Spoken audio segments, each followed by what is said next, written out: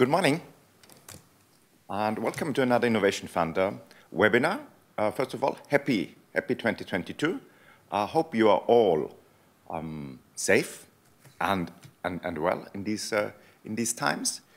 What are we going to do today? We want to tell you more about the results of our first call for large-scale projects and present you the lessons that we've taken from that and how we can all do it better together. I'll give a short overview on the state of play. Then Maria will follow up and dive into the statistics of the first call, which technologies applied, which projects applied, and then I think, which is very interesting, also presenting the distribution of points over our 5 criteria. Then Roman will follow up with best practices that we've learned from the first call. And I think a lot of useful tips for a successful application for the second call, which is currently open. Then we'll have a Q&A session. So please go to Slido, put your questions there, or vote on questions that are already in there. As I understand, we already have quite a high number of questions there. So already, thanks so much for your interest. And then we'll close it. So we hope to close it at around 11:30, but also depending, on the amount of questions that we have to handle. Okay, so let's get started. So we've done our first calls for the large-scale projects, for the small-scale projects. As you know, small-scale projects are projects with capital expenditure up to 7.5 million euros. So for the large-scale projects, we have 7 projects to whom we propose a grant of, in total, of 1,145 million, and 15 projects, project development assistance. For the small-scale projects, we have 30 projects with grants of 109 million, and 10 projects for project development assistance. And the work on the grant preparations is really in full speed. So we hope our colleagues, Roman, at INEA and his team can conclude the grant agreements for the 7 large-scale projects by March. The grant agreements for the small-scale projects are already concluded, and as well as the project development assistance is going on. So as soon, in particular on the large-scale projects, that we've concluded the grant agreements, we hope that we can also soon start sharing more knowledge about these projects, what they are doing, that they can also tell you about their experiences. So I think that will be also pretty useful. I think the same for the small-scale projects, particularly then in the run-up to the second call for small-scale projects that we are planning to open in March. But already now, I want to give you a bit of an overview on the projects from the first call for large-scale projects. And I think as for the small-scale project call, we got quite a good coverage of member states, as well as of different technologies of different sectors. So you see here the overview on the map, so with the location and in the different sectors. Now let me take you through a little bit in more detail for the 7 successful projects. So the first one at the Port of Antwerp, it's about carbon capture from hydrogen, ammonia, and ethylene oxide, and then about the storage in the North Sea, also including innovative infrastructure in the Port of Antwerp, and then also an innovative shipping solution. So here we have quite a large CCS project for industry, where we can learn a lot about how to capture CO2 from different sources. Then we have a Bioenergy Ccs project in Stockholm, the district heating of the city. So it's a bioenergy run combined heat and power plant, and with the storage of the CO2 in the North Sea. So here we would go climate positive, so effectively taking this CO2 out of the out of the atmosphere. And then we have another type of carbon capture project in France, so carbon capture with a cement plant, and then combined with storage in the North Sea, as well as use for concrete production.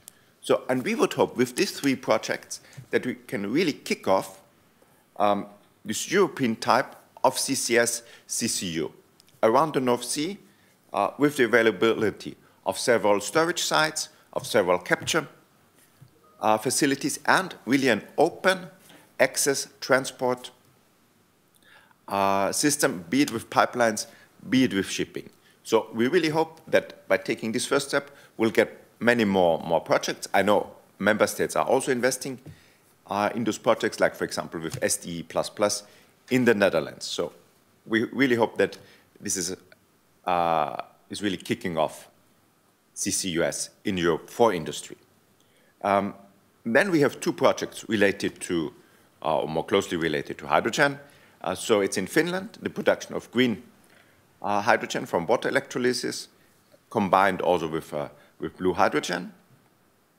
And then the first steel plant based on hydrogen in Sweden, hybrid, and it's a very comprehensive project, also including the electrolyzer, the production of the green hydrogen.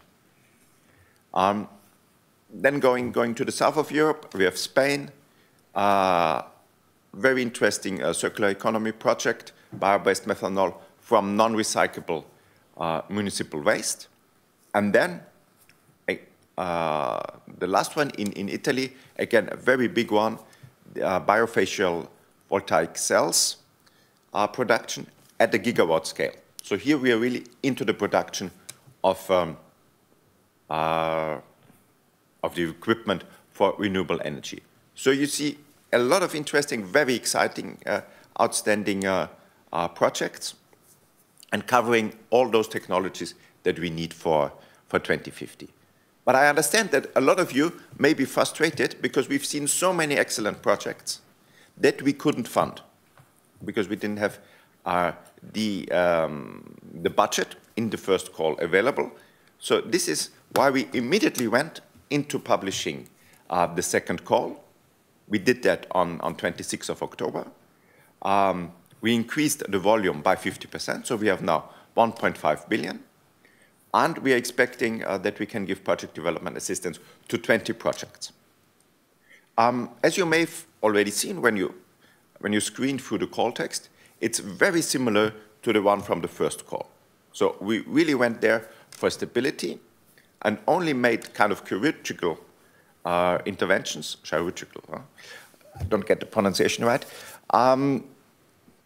where we've seen that we can improve things. And I'll come back to that on the next slide. So we really want to go for an easy resubmission of projects from the first call, whom we couldn't fund due to budget constraints.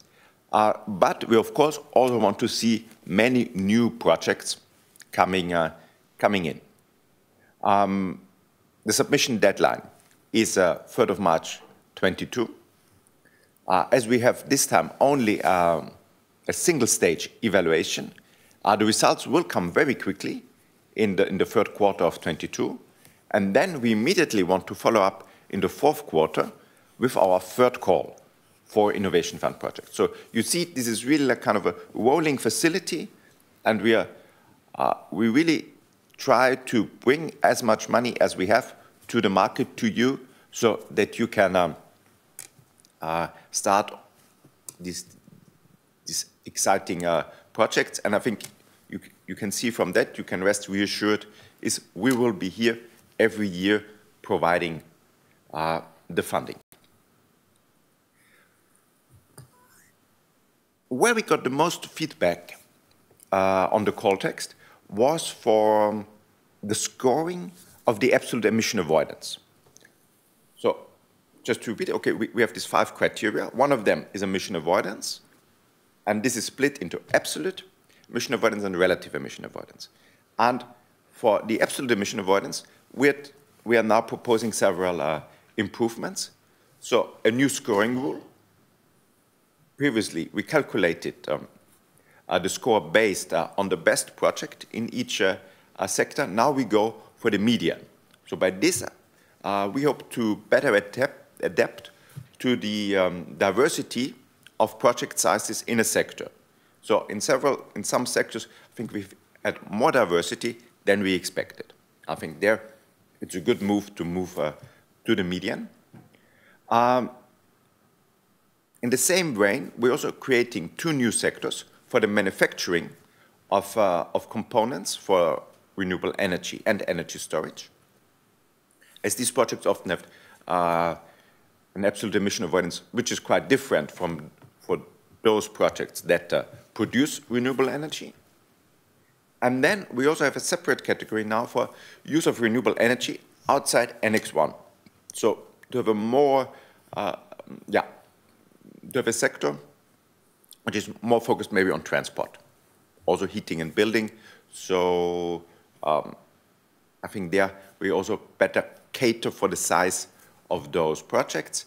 And we take into the emission avoidance criterion also the quality of the calculation, the net carbon removals, and other GHG savings. So it will become more comprehensive, the criterion, and also reduce by this the weight of the absolute emission avoidance in the overall scoring. Okay, and not only now with the Innovation Fund grants, but also with other offerings, we try to bring more money, more funding to the market. So one of these initiatives is together with Bill Gates, with Breakthrough Energy Europe, the EU Catalyst Partnership.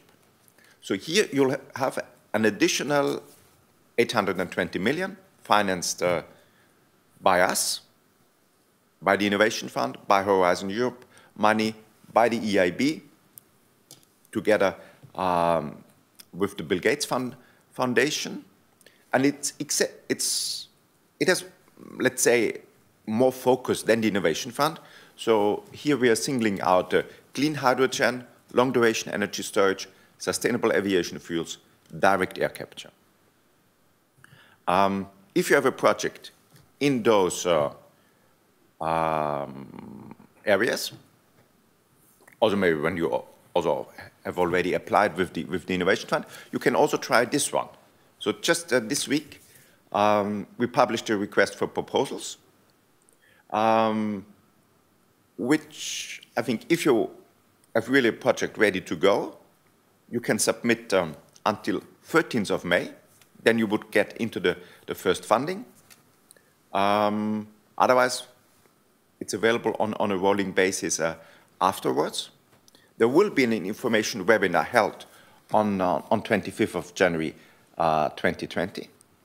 So we've tried also in the discussion with the Bill Gates people that the assessment is quite similar to what we are doing under the Innovation Fund. But what you get out from there, and I think what is the difference to the Innovation Fund, you get a financial package which is more tailored to the needs of your projects. So it will be a mix of grant funding and preferential loans that we support with a guarantee from our Innovation Fund money. So in terms of financing, it will be different from the Innovation Fund. But the focus is very much, again, also here about scaling up those technologies that we need towards 2050. Okay, that was my introduction. Now we go really into the depth of the results from the first call. A lot of interesting statistics coming your way now, and it will be Maria who will guide you through.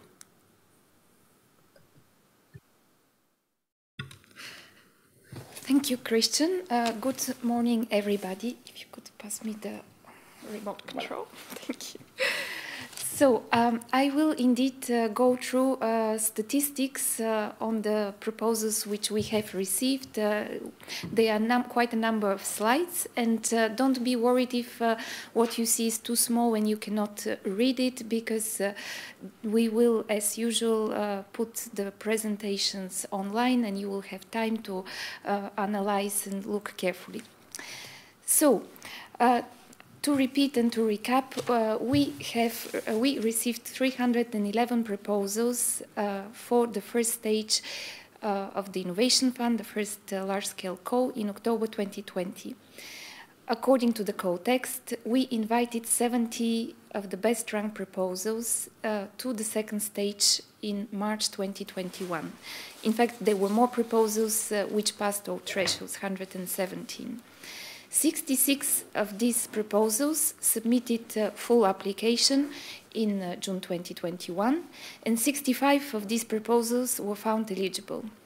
You heard about the 7 top-ranked proposals with which CNE is currently negotiating the grants. They request over 1.1 billion euro of funding, with quite a big potential to avoid emissions, 72.8 million tons of CO2 over the first 10 years of operation. So these are really large-scale projects. We did some analysis of the proposals that were submitted in the second stage, and you may recall, if you have followed our previous webinars, that we presented kind of similar analysis on the 311 submitted in the first stage. Now, on this graph, you see actually the distribution of different technological pathways which the proposals are using or planning to use to reduce emissions. There are differences in the way we have done this analysis this time. Because in the first stage, we looked at the project descriptions and did this analysis well, in-house. It's still done in-house, but this time it's based on the information which is submitted in the so-called Form C by the proposals themselves. So hopefully this is really more correct analysis. And the analysis shows actually that, well, first of all, a number of proposals use more than one technological pathway to reduce emissions. So that's why actually if you count the numbers in these pie charts, these are really the number of proposals. These are not shares, it's number of proposals which adopt one or more technological pathways. So we have really very different types of proposals which use the main known technological pathways for reducing emissions, starting from using bio-based feedstocks, electrification, carbon capture and utilization, carbon capture and storage, blue hydrogen, green hydrogen, hydrogen for transport, storage which covers, well, that is energy storage, many different types of storage actually, production facilities for components for renewable energy and energy storage, renewable fuels, renewable heat, renewable power, finally recycling and reuse. So this is what we have received, and interestingly, in the 7 pre-selected proposals, because they are only 7, but they are actually quite complex and cross-cutting proposals. You see this on the right pie chart. You see actually similar breakdown of technological pathways, not of course exactly the same, only notably we don't have actually a project on energy storage this time in the large-scale call. Of course this will change in the next calls. So I will show you a few graphs now which actually show what we have done, what we have selected in the first large-scale and small-scale projects. On this graph, actually, you can see the projects per European country. We don't say EU country because, just to remind, we have Norway and Iceland as well as eligible countries. So, even if, well, we have selected, as you know, 7 projects in the large scale, 30 projects in the small scale, but we have also projects which are receiving project development assistance. And when you plot this on the graph, you see actually quite a lot of countries have projects. Of course, not all countries have received, will have a project, and this maybe you can see better, perhaps a little bit why this is the case. In fact, there are some countries, on this graph you can see just now for the large-scale co-proposals, these 311 proposals plotted on this graph, and you can see that some countries, we have not received applications from some countries. So of course it's not possible to have projects if you don't submit an application. Also there is a small correlation between the number of proposals submitted and the projects that are selected. The more proposals are submitted, the higher the chance. But the correlation is really not direct. It all depends on the quality of the application. And then the situation is slightly different in the small-scale co, in terms of different actually countries are more populated or coming with applications in the small scale. This is kind of interesting to compare the large scale and the small scale. It's difficult actually to draw conclusions yet. We need to understand better why we're getting different types of different quantities and qualities of proposals from the different countries, and the situation no doubt will evolve with the future calls. Then I'm going back kind of on the, not really anymore on the technological mitigation pathways, but the sectors, because this is kind of different. And as you know, every applicant has to select one sector, even if if the proposal covers more than one sector, there is a main sector which is selected and which is important for the score on the greenhouse gas emission avoidance. And on this graph, in fact, you can see the distribution of proposals, both from all codes and PDA included, in the sectors as selected by the applicants. And it is important to note that, well, I did note that in fact some proposals cover more than one sector, but here we have just the sector as selected. And with these first two codes, we have covered nearly all sectors. Unfortunately, we still don't have a proposal in hydro ocean energy sector. Geothermal here appears without a proposal, which is not exactly the case, because in the first cause we had renewable heating and cooling as well as a sector, meaning that some geothermal projects selected this sector. Now there is a slightly different sector classification in the next call, in the currently open call, in order to consider this and some adjustments which were necessary. So this actually graph shows a very good distribution in the different sectors which the innovation can support, Innovation Fund can support. So on this graph, we actually capture again what is the situation with the 66 proposals that were submitted in the second stage. What is important to see on this graph and not shown in the previous graphs is that from these 66 proposals that were submitted, 41 proposals met all requirements, but could not be funded because we did not have the budget available. 17 proposals were rejected because of manifest errors, and I will come with another slide to just show you and explain what are the manifest errors that unfortunately these proposals committed. Finally, we have one proposal only, which was found unfortunately inadmissible because the proposal changed too much, so it made significant changes from second stage to first stage. Just to note that the currently open call is one stage, so this situation will not occur anymore in this call and most probably in the future.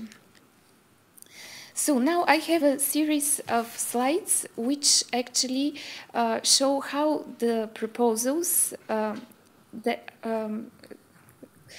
how the proposal scored on the different criteria, and starting with actually the total score. So this is the combined score of the 5 selection criteria. It is important to note that on all these graphs, we show only the proposals that do not have manifest errors, i.e. that meet the thresholds. And also, we always, on the slides, show the distinction between the pre-selected proposals, i.e. the 7 which are currently in grant negotiation, and the rest, the 41, which are good enough, but we don't have enough budget. So what you see on this graph is that, naturally, the 7 pre-selected proposals have a much higher score than the rest. But we know that actually all the proposals are good enough because the scores that they receive are really high on all criteria, almost all criteria. And you will see now with the next graphs. So this is actually a graph which shows you how these proposals score on the criterion degree of innovation. And here you see that the most pre-selected proposals scored 4.5 or above out of 5. I remind you that the scores are always from 0 to 5. And whereas the projects which fall beyond the budget threshold also score high on degree of innovation, as you see, mostly above 3, but not as high as the pre-selected projects. And then this, to remind you that the degree of innovation actually had 2 components. The first component was contribution to EU policy objectives, which considered such objectives as energy efficiency, renewable contribution to renewable electricity deployment, and circularity. And in this sub-criterion, the selected projects clearly scored higher. That is the left side, the left graph. So the selected projects clearly scored higher than the projects beyond budget threshold. On the other hand, if you look at the second sub-criterion, which is to what extent projects go beyond the state of the art, the difference there is not so substantial. Then, this slide shows the distribution of scores for the criterion greenhouse gas emission avoidance. And you can see on the 2 graphs, on the top graph you see the absolute emission avoidance distribution, and on the bottom graph you see the relative emission avoidance. It's interesting to note that for relative emission avoidance, in fact, almost all projects score really high, above 4. So this actually translates to relative emission avoidance of more than 80%.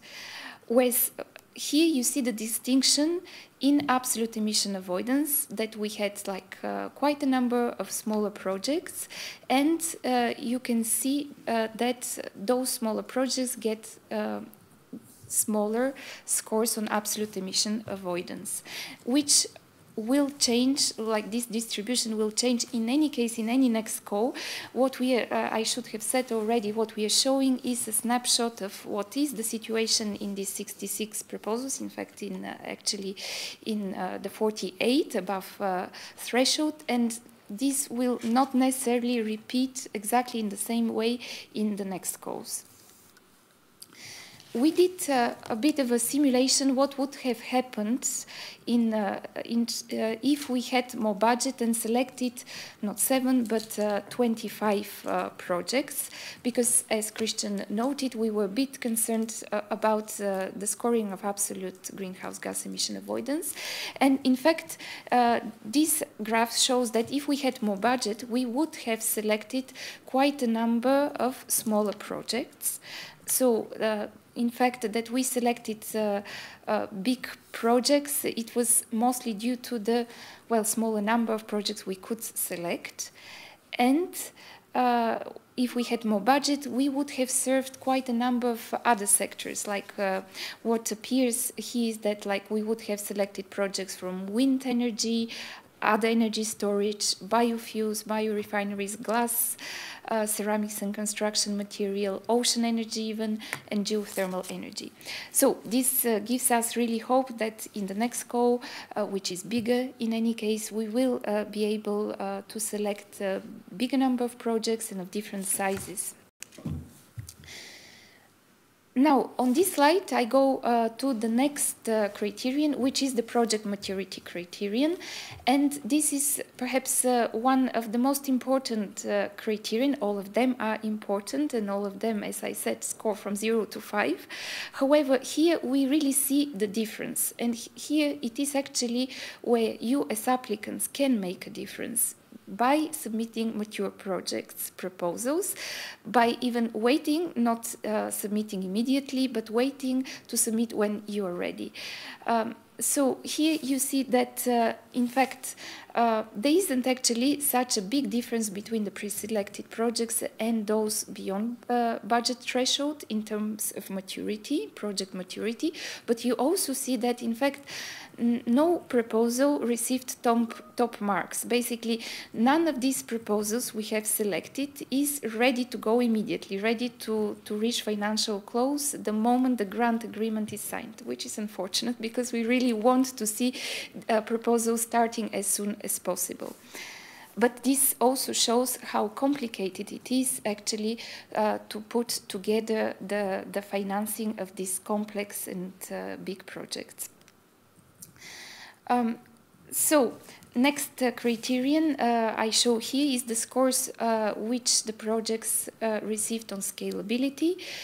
Here also it's really nice that in fact all the proposals were assessed as scalable. So there isn't a very big difference between the pre-selected and those projects beyond budget threshold, but naturally, of course, the pre-selected proposals had really high scores, but overall the scores on scalability are high.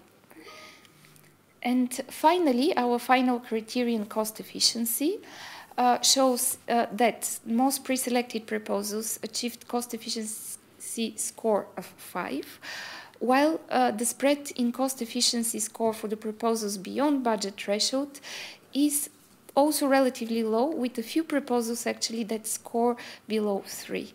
So it does, this shows that, in fact, I mean, most proposals which we invited in this second stage can be deemed cost efficient in terms of the Innovation Fund requirements. So, I mentioned already that unfortunately 17 proposals did not meet the minimum requirements since they included, well, manifest errors on greenhouse gas emission avoidance or cost efficiency criteria. Why did this happen? Well, the main reason is that applicants didn't follow the exact methodology which is described in Annex C and Annex B, respectively, on greenhouse gas emission avoidance and cost efficiency. So, unfortunately, in the case of the errors, the 10 errors in greenhouse gas emission calculations, some proposals took wrong product reference, wrong emission factors. They included negative emissions when that was actually not the case, or they failed to use the EU ETS benchmarks which were required to be used. In the case of the cost efficiency calculations, the errors included when in the calculation projects included project costs beyond the 10 years of plant operation. They took a wrong methodology without explaining why and without justifying. They included wrong capex in the reference or did inconsistent assumptions. They included a terminal value or omitted a price premium. So all these errors, in fact, were considered too big, in fact, and that's why the proposals were assessed as not meeting these minimum requirements. This doesn't mean actually that the proposals are not good. In fact, we looked at the scores of those proposals on the other criteria. They are all actually good enough, and we invite those proposals to read carefully the evaluation summary reports and to correct these mistakes. One important thing to mention here is that we have a very active help desk. So if you have any doubts about these calculations, both on greenhouse gas emission avoidance and cost efficiency, ask questions in the help desk. And if the answer is not clear enough, ask a second question, because it's really sad to see these good proposals with manifest errors. So this was on my side, and I will pass the floor to Roman, who will guide you to the best practices. What practices actually the proposals took to score so high? Yeah.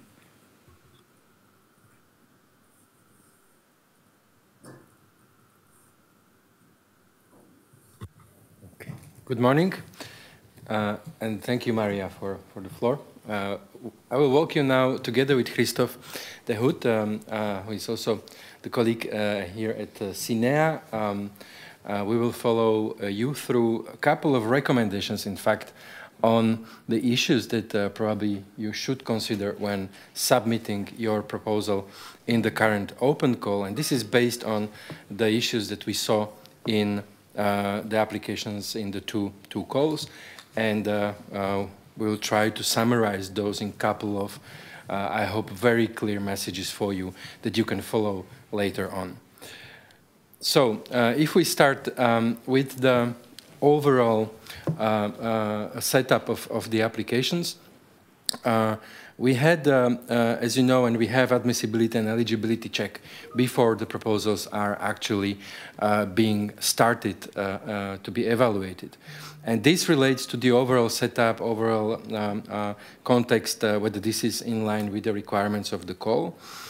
We had quite a number of projects that were eliminated, in fact, due to the missing or incorrect documentation, for example, missing business plan or submission of simply incorrect, wrong documents. So it's very important that you have a very good understanding of the requirements of the setup of the documentation that needs to be supplied.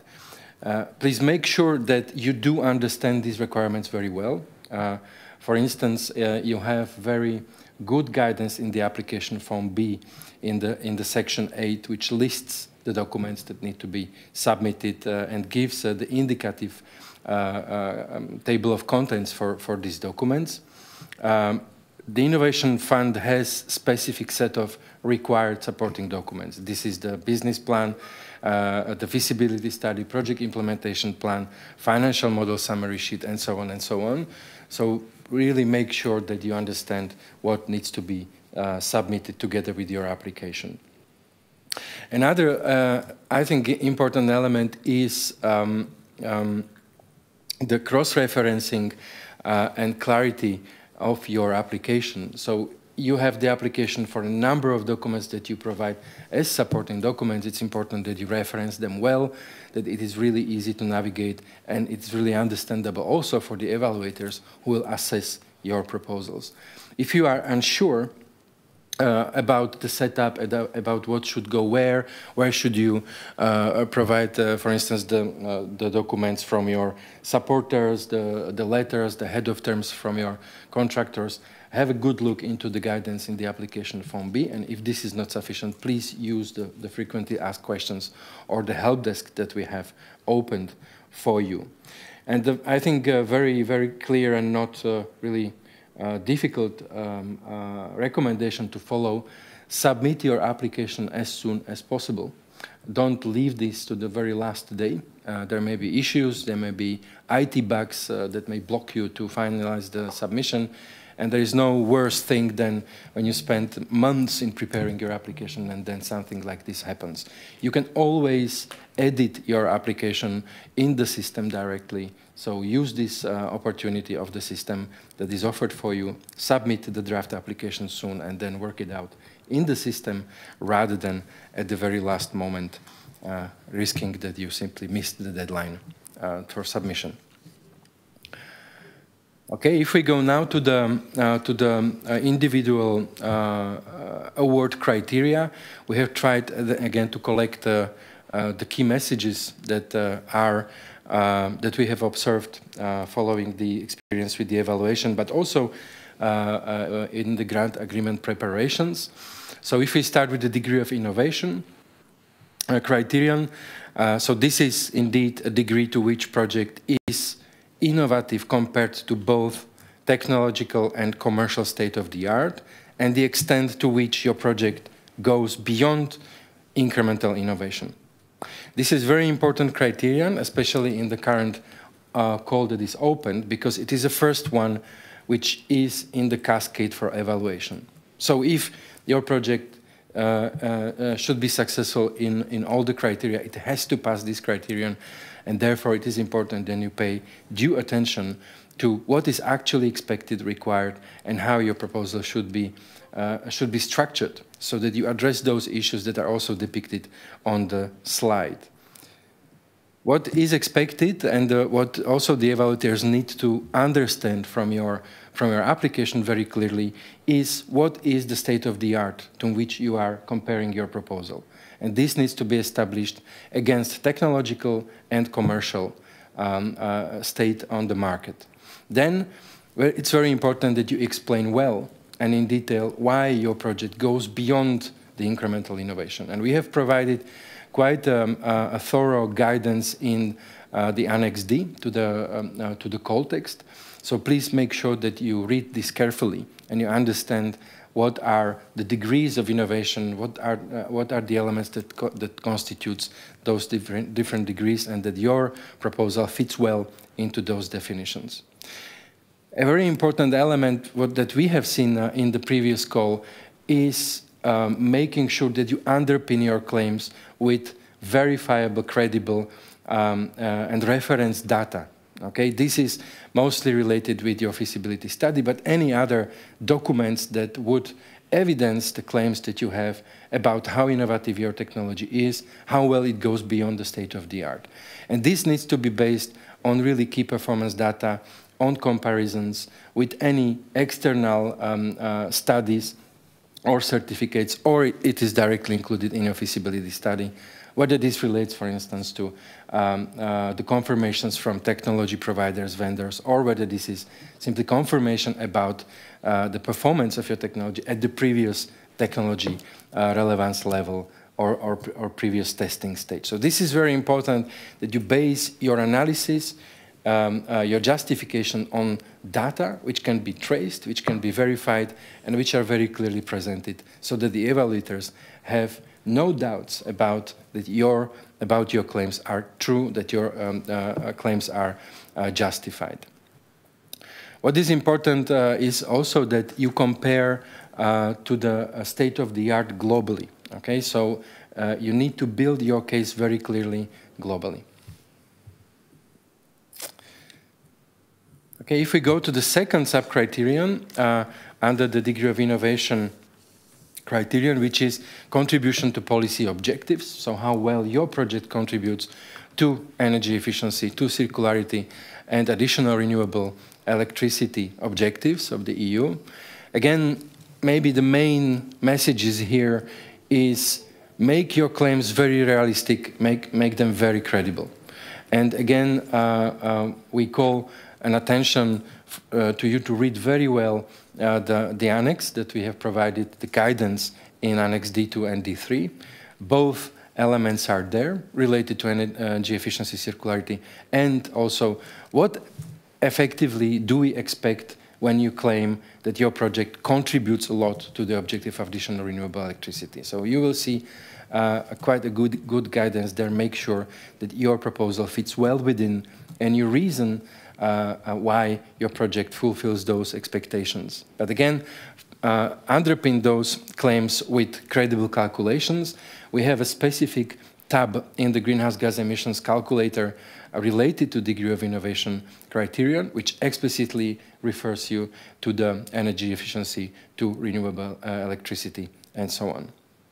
And again, for any additional renewable electricity, for instance, provide any available evidence that you have about your expected procurement structures. How do you expect to make sure that the electricity that you will use will be indeed additional and green? what will be the means of verification of this claim, and put those claims very clearly in your application, underpin them with data and with strategy. We have seen many projects in this area where the claims were quite ambitious, but due to the missing evidence, due to the missing calculations, it was very difficult to ascertain whether these claims can be actually fulfilled. So please make sure that you also see your application through the eyes of the evaluators, who will have to actually compare, is this realistic, is this ambition achievable, and how well is this justified and evidenced. Okay, if we move to degree of innovation, to greenhouse gas emissions criterion, there we have tried to group the recommendations to a couple of key messages. We have very precise methodology on greenhouse gas emissions calculation. There are specific parts of that methodology that is specific to specific applications in specific sectors. So what is important, that you align your calculations fully with the greenhouse gas emissions avoidance calculation methodology, that you select the principal products that is right, that is correct, but in line with that, you also select the correct sector, the correct reference scenario, and correct applicable methodology section. So please have a very thorough reading of the guidance. If you are unsure, use the help desk, post the questions there. We will try to answer them so that you are clear on what selections should you make. Emission factors, we have seen quite some projects where, due to the wrong emission factors, the calculations were simply wrong. So make sure that also your choices are in line with the methodology. The methodology has very few limited cases where some deviations are allowed. So please, again, if you are intending to deviate from the methodology, when it comes, for instance, to project boundaries, methods, and so on, make sure that this is actually possible and this is applicable to your case. And if you deviate, make sure that you justify your case very clearly. Okay, we have prepared for you, I believe, very robust tool to calculate your greenhouse gas emissions avoidance. This tool is divided in different methodological subsections that relate to specific application areas. So what we expect, what the evaluators expect from you, is that this tool is done and presented very clearly, it is tidy, it is organized, and you use as much as possible, for instance, the color coding, so that you really differentiate what is the input data, what are your comments, what are the actual calculations in the tool. This helps the evaluation enormously.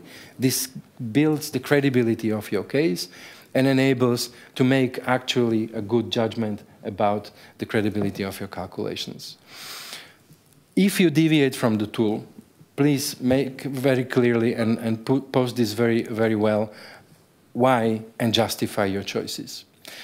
We have seen in many cases that due to difficulties to ascertain, you put, for instance, I will produce X, Y, Y megawatt hours of green electricity in a given year.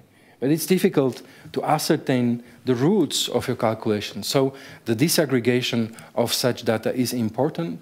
Break it down to installed capacity, to the efficiency, to operating hours, and so on, so that it's really clear, it's very traceable, and it's very well reasoned why you are putting the numbers as you are putting them in the tool, in the calculation. And as we will be monitoring the emissions of the projects over their operational period, make sure that you also fill in the data traceability part of the calculation tool. We have seen many cases, and really many cases, where there were issues with consistency of the information. So you have essentially a part where you go step-by-step deep calculation through the tool, through the Excel tool, and then you have an application form where the data need to match. So in the greenhouse gas emission section, in the application form, make sure that if you provide numbers of your absolute and relative greenhouse gas emissions, they match with the results of your calculation in the tool. Another important element related to greenhouse gas emissions, if you claim additional greenhouse gas emissions that go beyond the boundaries as set by the methodology for your particular sector, these additional greenhouse gas emissions avoidance need to be calculated separately. And we have a specific tab for that in the calculation tool, which is called Other Greenhouse Gas Emissions Avoidance. It is important that you use this tab for such emissions so that you avoid double counting and you avoid that such emissions are not spotted by the evaluators, because we have, under the third sub-criterion, a possibility to give projects additional points if you are providing additional greenhouse gas emissions that would go beyond your boundaries, but they have to be very clearly stated in the tool and very well justified. Emission factors I already mentioned. Use the correct emission factors in line with the methodology. Don't use the member states' emission factors, which we have seen in many cases. Try to disaggregate as much as you can and leave a very clear verification trail to your resources, to your references, wherever the data or numbers do not stem directly from the methodology, so that it is crystal clear to the evaluators where are you coming from, what is your assumption, where are you getting to. So these were a couple of main mistakes that we have seen, and I thought it's useful just to show this on the slide. So please try to avoid making these mistakes in your calculations. I already mentioned a couple of them in the previous section on recommendations. Okay, if we move now to project maturity, again, one of the criteria where we saw many projects failing. We have 3 sub-criteria there, technical, financial, and operational maturity. So here a couple of recommendations for you for each of those. In the question of technical maturity, so what does it mean? We are talking about projects which will start operate. They must start operate. They must be ready to start operate. And start operating means they will have to deliver certain output, because that output is very strongly linked, obviously, with the greenhouse gas emissions that you claim. So please make sure that you make all those calculations, data, information, justifications fully consistent across all the documents, okay? Because the expected output that you evidence here in your calculations, in your application, will have to match the greenhouse gas emissions related to that output. Provide very thorough analysis and technical descriptions, but be concise and focus on key facts and figures. We are more interested, and the evaluators are more interested to see high quality rather than big quantity of the justifications and the documents that you provide. We have limits also on the number of pages. So really try to condense the most relevant one and present it in the way that is clear, that is robust, that is underpinned by evidence. In case your project hasn't been accepted in the previous calls, and you have evolution in your technology, which warrants that you may actually have a good chances in the current call, please resubmit your application. Because obviously we are in evolving context. Some technologies are evolving. You may have worked on some of your elements in the meantime, so don't hesitate and come back reading thoroughly the application's requirements. On the financial maturity, I will pass the floor to Christophe Dehout, who will walk you through those recommendations. Thank you, Roman. Good morning, everyone. I will walk with you to a few points on the financial maturity, which is one of the sub-criteria on the project maturity, and for which we have several tips to give you for the next calls. The first one deals with the business plan and the financial model. It's a bit, I would say, a repetition of what has been said, but it's quite important that you ensure the consistency and the quality across the documentation and across the different documents. So you really need to make sure that the financial projections you show in your financial model are really coherent with the assumptions you develop in your business plan and which are shown in the other documents in your application. It's also important for experts to be able to challenge the assumptions you have used. Therefore, it's critical it's critical for them that you describe correctly and that you substantiate the main revenues and the assumptions behind the revenues and the cost assumptions, also including a full breakdown of your capital expenditure with, if possible, the references and the justifications of the amounts which are used there. Another main important point might sound obvious, but apparently it was not for some of you, is to make sure that the business model you describe in your application is the business model of the project you submit, not the business model of your company or of your group, and that its scope really matches the one of the project. In addition to that, please make sure that all the costs and revenues borne for the project are actually borne by the applicant or the beneficiaries or the different entities which you include in your application. They are not borne by external parties, which would actually inflate your relevant cost. Another point which is also crucial is that if you use contingencies in your assumptions, please make sure that you justify them correctly and that they are in line with the market practice in your sector. This will be checked by our experts. Last point on that, and it's a repetition of what Roman said, but it's also true for project financial maturity, is that please focus on the quality of the information and the documentation instead of the quantity you provide. The next point deals with profitability and grant allocation. So there again, please follow the instructions in the call text, and please follow them closely. When we ask you to provide a full financial model and an internal return of the project, it covers the entire project lifetime. It's not restricted to, for example, the greenhouse gas emission reporting. It should really cover the useful lifetime of the assets, and therefore, please do not include some terminal values in your financial model or in your relevant cost template. Another point is, please make sure that the assumptions you use for the WACC, the weighted average cost of capital of the project, actually reflects the risks of the project and also reflects the market conditions. We all know that banks will not lend to a party with negative interest rates.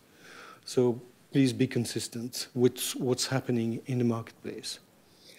The last point is that it's quite important that you follow the rules linked to the grant disbursement schedule, that you include that correctly in your financial model and that it's properly reflected in your internal rate of return.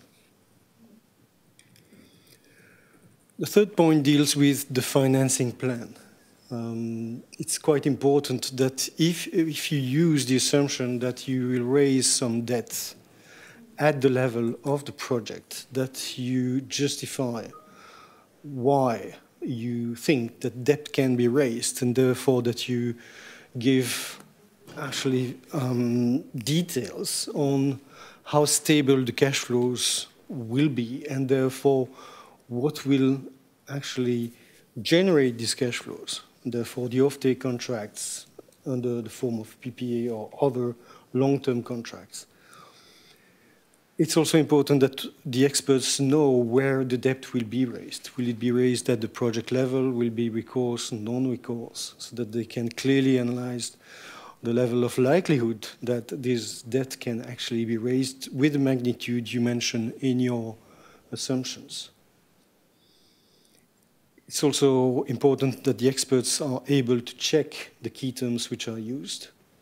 And therefore, if you can provide letters, from the banks justifying the assumptions you have used, it's even better for your application. The fourth point deals with the financing plan and the contracts. As we state in the call text and the application form, please provide these evidences as an appendix to your business plan, as stated in the section 8 of the application form B for the new call. Please provide contractual evidence or the state of play where you are with the potential offtake agreements with the potential key suppliers and the EPC contractors. Also, provide us with the support letters you received from the project owners and shareholders. The indicative terms of the agreement, of the consortium agreement. It's quite important. We actually encourage you to also seek for other public funding. So if you make assumptions of getting additional state support, please describe the state of play. Where do you stand in your contact with the relevant and respective agencies? What's also important is that you provide us with some idea of the contingency measures if this public support actually does not materialize when you implement your project. Last but not least, on financial maturity, business and financial risk, we ask you to provide a clear description of the project business and financial risks. So please make sure that it's part of the application form part B. Also, please describe in a meaningful way and detailed way the mitigation measures you envisage. As I said previously, experts will look at contingency plans not only for potential additional state aids, but also if you make market assumptions, or price assumptions, which are quite different from the current market conditions. It will be important for them to see what you envisage if this does not materialize as contingency funding for your project. The third sub-criteria was operational maturity. There, just in 2 slides, it's very important for the experts to be able to analyze correctly, what's the role of the project parties and the project counterparties. So we've asked you to insert a diagram, and it's quite important for you to really describe the relationship between these parties and the project as such. What's really important for us and for the experts is really to check the likelihood that your project gets actually implemented. So it's important to know exactly who does what. Where do you stand in your strategy to get the agreements, the different contracts in place? The first 2 points are mentioned here in the operational maturity. In the next call, actually, the contract actually dealt in the financial maturity, so pay attention to that. The second point on operational maturity is that your work plan, which will be assessed by the experts to see to what extent your project can be implemented in the timeline you present, the work plan should be really comprehensive and realistic. Therefore, it should include the correct work packages with the correct and the clear description of the activities which are linked. Also, the budget and the lump sum, which are linked to the work packages, should reflect the activities which are included in this work package. You should describe correctly, the deliverables and the different milestones for these work packages. All these will really help to assess the likelihood of implementing correctly your project. The same as for the financial maturity, do not underestimate the risk analysis. Experts will really look at this point in assessing this sub-criteria. Again, as for the financial maturity, ensure the consistency of the information you use in the different documents, in the project implementation plan, in your feasibility study, and in the business plan. Also, in addition to the contracts, and a very important point on the way to implementation is, of course, permits and licenses. So please come with a realistic plan and strategy to get these permits and licenses. Last point I actually already covered when discussing the diagram. So now giving back to Roman on scalability. Thank you, Christophe. Yes, maybe one thing that I would also like to highlight back in the previous slide is really the element related to permits and licenses. We have seen cases where projects, even those that would have been signing the grant agreement, did not do it because of the issue that was discovered late and that related to their license, which would need to be renewed and retendered, and this is really not nice situation for anyone to see once you do all the job. So please think well ahead. Really take a realistic, conservative picture about your project in number of years ahead, and try to reflect this also in your risk assessment and the mitigation measures, and be very clear about that. Okay, the scalability. This is the criterion which essentially looks about how your project will grow in the future. What are the possible routes and avenues for your project to grow at the regional, sector, or economy-wide level? Again, what we can recommend to you, and please make sure that this is noted, is not just about picturing a nice frame, but rather evidencing it with calculations, with robust data, with presenting clear understanding of how you're actually getting there in a few years when it comes to scaling up, whether this is at the level of your site or more sites, whether it is at the level of your region or economy-wide. We have, again, specific parts in the tools for calculating the greenhouse gas emissions, so please make sure that your data add up, that they really underpin your claims that you put in the application, that you give enough space to evidence about your expectations for the future, and avoid unsubstantiated and generic claims, because these simply cannot be taken positively by the evaluators. Also, please make sure that you give enough thinking and address risks related to potential barriers, because not all technologies can be scaled up easily.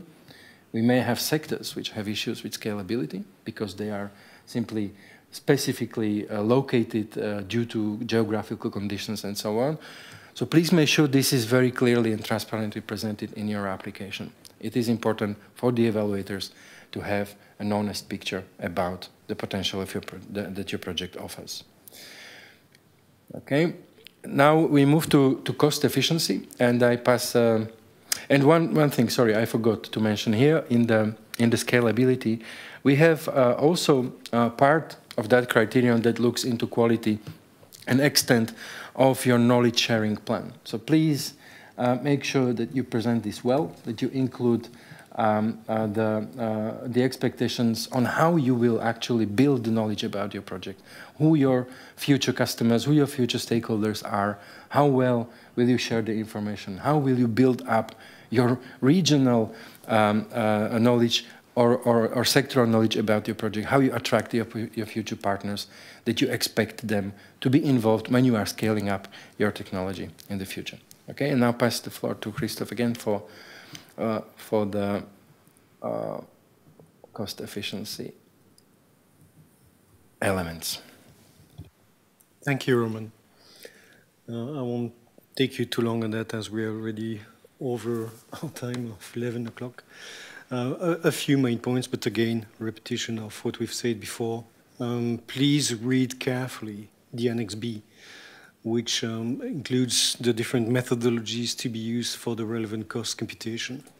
And please implement them correctly. As Maria said earlier, we had several files in the second stage which showed a manifest error in the computation of the relevant cost. Manifest errors which maybe could have been avoided if, some applicants had implemented correctly the methodology. So please read carefully what's in the Annex B, implement it also completely in the relevant cost template, which is the Excel sheet which is available, and follow the guidelines. And don't try to make your own reading. If you have questions, ask them through the help desk. We have received a lot of questions, hence sometimes the delay in the answers, but please ask your questions through the help desk, and we will try to clarify and help you understand the methodologies as they are. It's quite important that you really justify the reference prices and the premium used in the relevant cost template, but this must be consistent with what you have in your financial model and in the financial model summary sheet, which is an appendix to your application. And it is now available on the portal for the next call. Do not include project-specific state aid or public support in the calculation of relevant costs. This is dealt with in the ratio of the grant on the greenhouse gas emissions, as now explained in the new call text. Please make sure that you use the same reference scenarios and methodology for the relevant cost as for the greenhouse gas emissions. Again, there might be some exceptions, and these are detailed in the Annex B.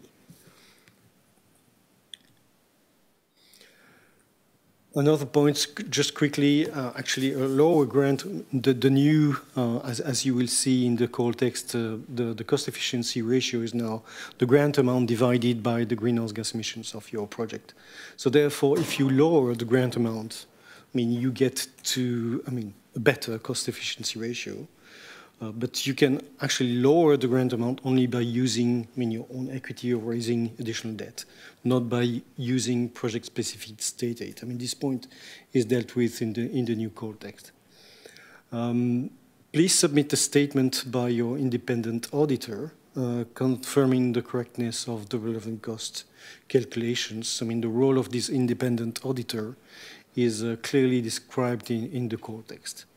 And again, the new call text for the next call has been clarified on the treatment of project-specific state aid, so please have a look at it when you compute your cost efficiency ratio and submit it in your application form Part B. Now back to Roman. Thank you. Thank you, Christophe. And a last slide from us, just a couple of final recommendations. Again, this seems repetitive, but I still think it's important to have this kind of put in one slide for you with very clear messages, I hope. The consistency is a very important element of the evaluation. The data, the justification, the claims, they need to add up, they need to be consistent. Please make sure that you proofread your application before you finish your application. The clarity and quality of information provided is more important than quantity. So please make sure that this is visible and clear in your application. I mentioned before it's important for fluency of reading of your application, for understanding of your application, that you cross-reference the annexes clearly, because there are many references to many justifications that you may have in different documents, so please make sure that they are properly referenced. Be realistic in your assumptions and calculations. We are not really looking into, or we are not really keen to select projects that are promising things that cannot be achieved, and this is becoming very clearly evidence during the evaluation. So be realistic, underpin all your claims with the good evidence, with clear data, with robust references. This really makes the case and builds up the credibility of your application. Another maybe concluding remark or recommendation, when you are presenting your project, please make sure that you give enough space to presenting yourself, who you are, who your partners are, how are you going to set up your structures, your consortia. Think well ahead about your business strategy. What are the relations with your future funders, with your future insurers, and so on. This is important because it again builds the credibility of your application. And make sure that this is very well reflected in the diagram that you need to provide in your application. And provide a very clear explanation about what the roles of different entities in your project will be. This again helps clearing out your mind when projecting yourself to the moment when the project is expected to start to operate. But you need to think about who those people will be before you get there, whether these are your suppliers, whether these are your off-takers, whether these are your parties involved in different roles in your project, and make sure that you understand and you present this very well when you're applying for funding. I think we would close here with the recommendations. I hope this was useful for you. And just by following those recommendations, I believe we will see good applications coming through. If you are still unsecure, unclear, please use our help desk don't hesitate to post the questions there. We'll answer them. Thank you.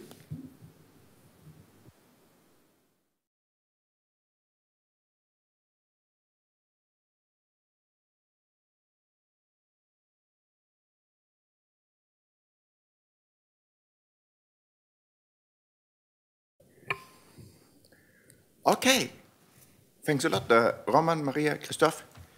Yeah, I think you got a lot of information. I think we were quite comprehensive on what we, and I mean, we learned a lot of things from the first call, as you can see.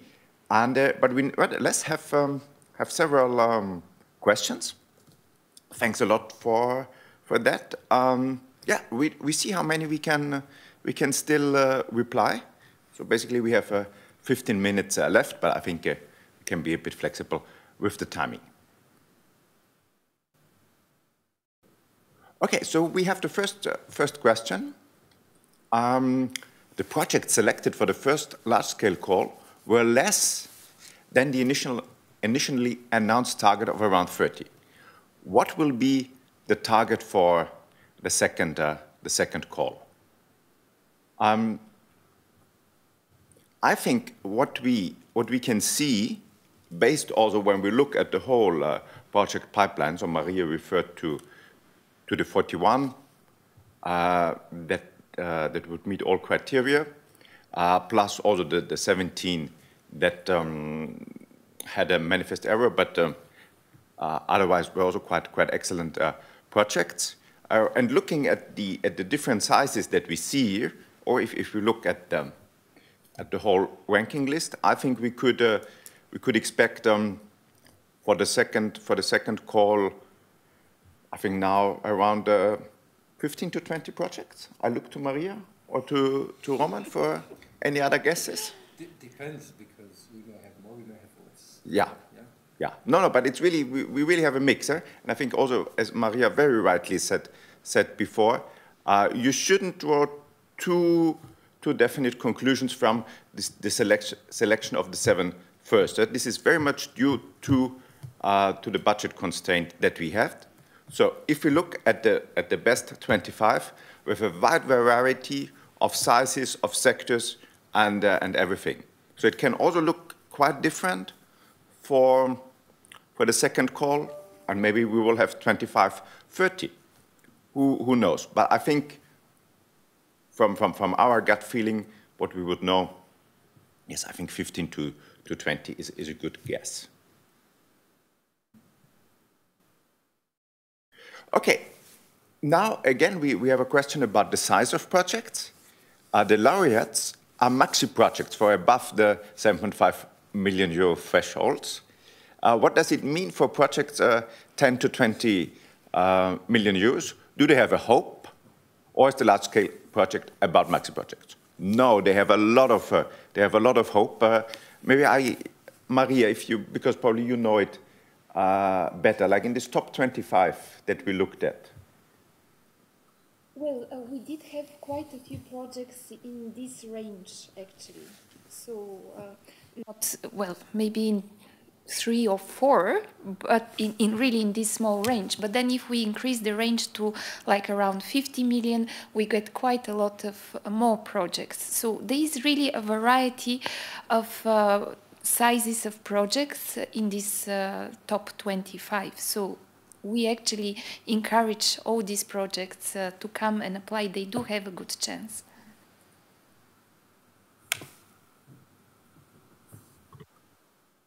Yes, definitely. So don't read too much into the project sizes of the first 7. So rather look again also at the slide that Maria presented on the top 25, and I think you get a more realistic picture of it. Okay, the next one. There were no renewable energy projects among the 7 winning projects, which is not true. We had the one on the manufacturing of bifacial solar cells. So, can it be expected that innovative wind projects will win in the second round? Maria, what is your expectation? It will depend on the applications we will receive, but we don't see a reason that such projects are not selected. There is still a lot of innovation that can happen in the wind energy sector, so we are absolutely welcoming and willing to support such projects. Yes, and I think we also had some quite close to the seven successful ones. And if you look back at the NER 300 history, there we also had a lot of wind projects. So there's no reason to lose hope. Next question: when evaluating the new applications, does the geographical location has any effect of which projects you will select for funding in the second round? I don't know, Roman, do you want to get into this one? I indeed hope that we will have kind of a natural balancing because we hope we will also see many good projects coming from different sectors and different locations. We have indeed the geographical location criterion already involved when the projects have a tie in their scoring. So those less represented regions will get higher up in the ranking. So this is already the case. And as said before, we have a plan under the Innovation Fund to reach a sector and geographical balance within a certain period of time. And I hope that we will see also evolving pipelines and applications over time when we will have different geographies coming up with more mature proposals, also maybe learning from the current calls that we are having up.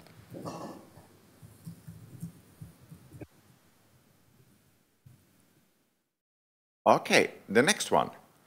Does innovation have to be technology related, or is it possible being innovative if business model, financing, organizational setup, etc.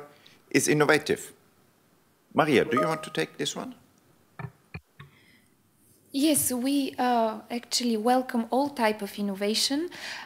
What we have seen in the analysis of the applications received so far is that actually most or even all of these applications concern technology-based innovation. Nonetheless, we really are willing to see this type of other innovation, and it is important to underline that it is up to the applicant to justify the innovation, to explain the state of the art and why the proposal is going beyond incremental innovation, how it is breakthrough. So it is up to you actually to explain the innovation, but it is perfectly possible.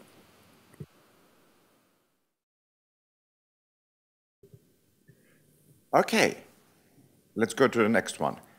Can you provide more information about the information that the power purchasing agreement should contain? How can we prove that the power comes exclusively from renewable sources? Roman. Yes, at the application stage, it is important that you really have a good reading of the guidance that we are providing in relation to contribution to policy objectives. It is important for the evaluators to understand how you will be able to source the renewable energy from renewables. We have very clear lines there on the cases that may be when it comes to grid electricity, when it comes to bespoke sources specifically connected to their use sites. So please have a look there. We don't expect at the application stage from you a formed and signed PPA agreement, obviously, but you should be very clear in presenting how will you get there. What will be the elements through which the evaluators will believe that at the end of the day, yes, the electricity will be green. Okay, thanks a lot, Roman. The next one. Could you explain how the sub-criterion, quality and credibility of the greenhouse gas emission calculations will be evaluated and scores will be given? Maria, do you want to take that one? Yes, so this sub-criterion is a composed criterion, and the first part is the quality and credibility of the calculation, and we already, Roman gave some tips how to actually ensure high quality and credibility of the calculation.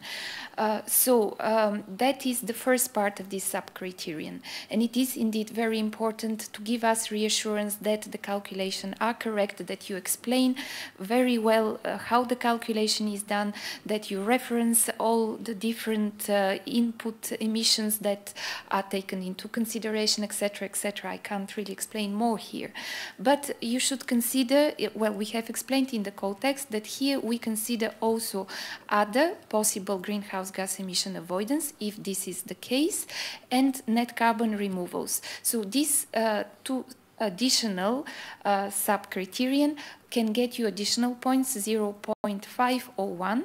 But here, when we talk about other greenhouse gas savings, we mean savings that are not in the main methodology, but some projects may have such. We do say substantial such savings can get these additional points. And so if they are small additional savings of, let's say, up to 10% of the absolute emission avoidance, most probably this will not give you this 0.5 or 1 point. So really by substantial we mean more than 10%.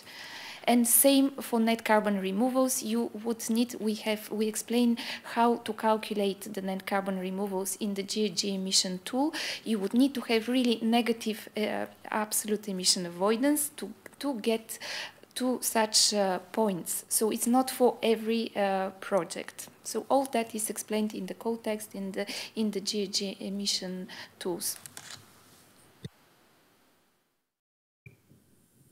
Thanks a lot, Maria.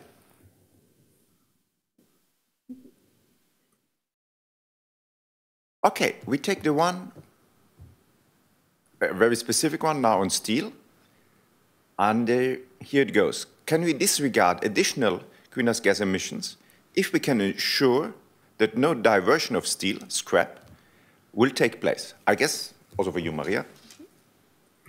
Thank you. Well, it is indeed a quite specific question, but in this new version of the methodology, updated, much improved and clear version of the methodology, we do have a section on what we call diversion emissions. So normally steel scrap would be considered as a rigid input, and there could be indeed some emissions that are linked to displacing the current use of this steel scrap. But there could be cases also that this is not so. So for example, if the project is supporting increased rates of material recycling, and therefore there are no additional GHG emission avoidance. So you would need to see your specific case and justify it, and of course our evaluators will ascertain that this is the case. But please read the methodology. If still not clear, ask a question in the help desk. Okay, thanks a lot, Maria.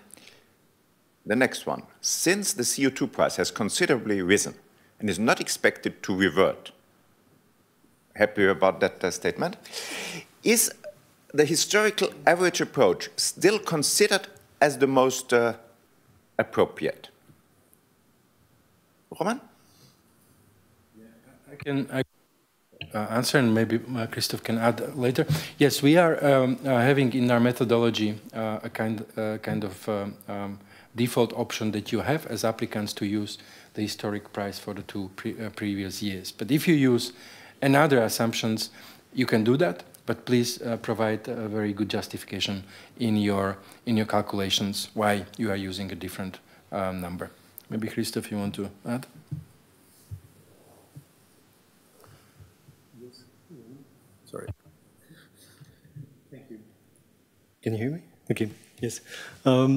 Yes, completely in line with you. And again, as I said previously, if you take, assumptions of prices in CO2, which are really well away from what we have in the current market, also, give us details on the contingency plan if ever it does not materialize, and if it has a substantial impact on your revenues of the project.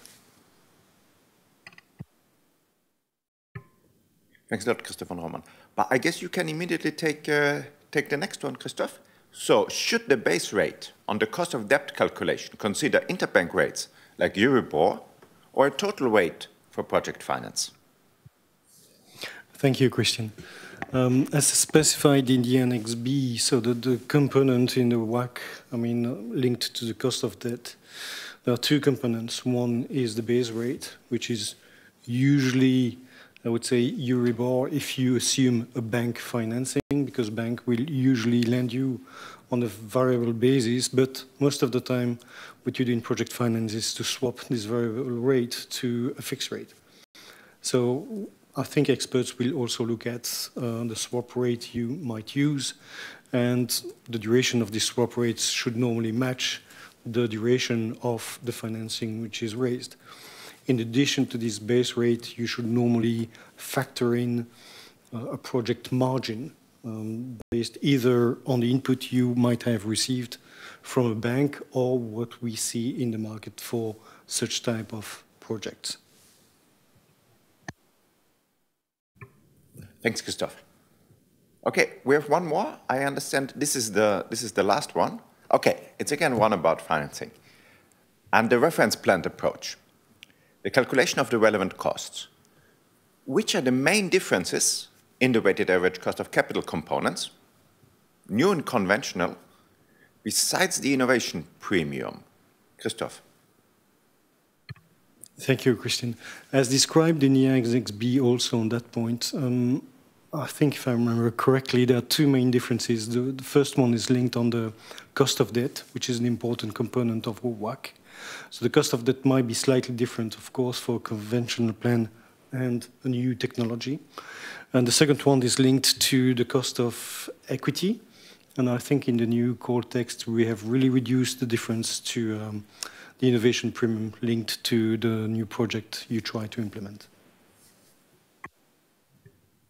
Thanks a lot, Christoph. And thank you so much for all the good questions. I asked how many did we have in, have we had in total? 180. Thanks so much for that. If you have specific questions, so please don't hesitate to write to our help desk. Also consult our frequently asked questions. Watch maybe also previous webinars where we explain, I see some questions that we definitely explained before as well. And I think if within the 180 there are any more interesting ones that merit a separate reply, we will do so. But now let me close the session. And I think I've seen before this was one of the questions. So how will we follow up? I guess that the recording, so I'm asking my colleagues, the recording and the slides will be published in a few days. So slides, recordings in a few days, but we offer you more. We want to put what we explained today in a nice format, in nice paper. So not only slides, the best practices, the statistics. So we'll publish separate papers on that, and then we are working on a self-check questionnaire. So in particular, or really targeted for the next call for small-scale projects, we want to make it easier for you to identify, okay, is the Innovation Fund a good fit for me? We will have a separate webinar on that when we start the campaign for the call for small-scale projects. As I said, we will also try maybe to get some of the successful small-scale projects to explain you how they did it and so on, so that you can learn firsthand from their experience. So there's surely more support, more advice services coming for the call for small-scale projects, but this is already jumping a bit into the future. What is more important for you now for the call for large-scale projects is that recording and slides come in the next days, and then in the next week, you will also get more concise papers on the best practices and the statistics. Okay, and with that slide, I will close on the next steps or next events. Again, I want to recall that next week there's a webinar on our cooperation with Catalyst, with the Bill Gates Foundation, on call for proposals. On this, as I said before, quite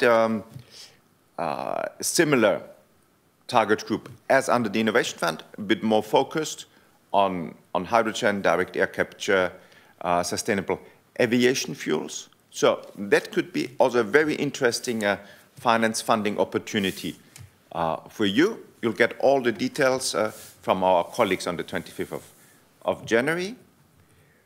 Then, yeah, the big day for the now open second call for large-scale projects is the 3rd of March, the submission deadline. Maybe there it's also useful to recall, when will the help desk close? I think it closes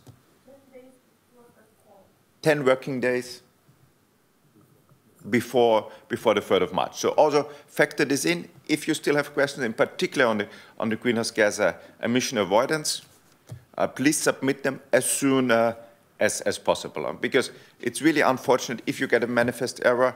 I know there are different ways how you can calculate it, but we have had to choose certain assumptions because we have to compare your project with other projects. Okay, and then, as I've already said several times, March 22 is the launch of the second call for small-scale projects. We will start a campaign around that, as I said, with the self-check questionnaire. An expected submission deadline will be probably late August 22. And then the final big event of this year is then the launch of the third call for large-scale projects, sometimes in Q4.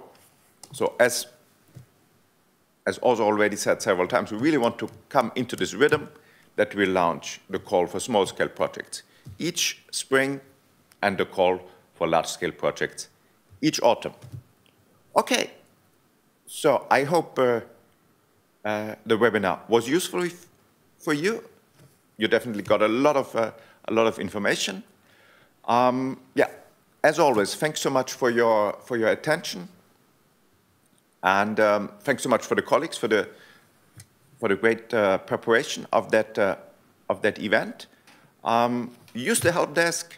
Check out all our material. You see it here, where you can find all the information. Otherwise, thanks so much for your attention.